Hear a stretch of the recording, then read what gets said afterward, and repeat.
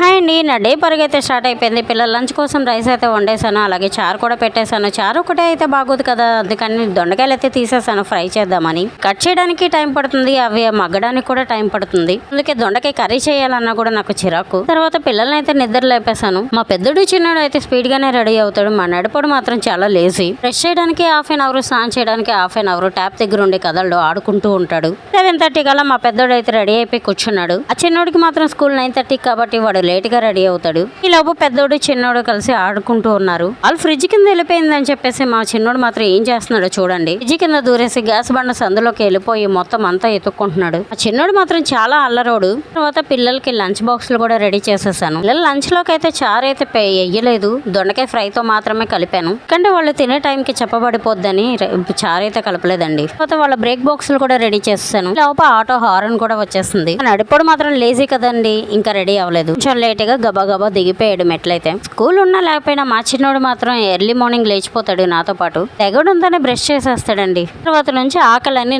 నాకు నిద్ర లేకుండా చేస్తాడు. డే అంత వరకు ఆడుకుంటూ వెయిట్ చేస్తాడు.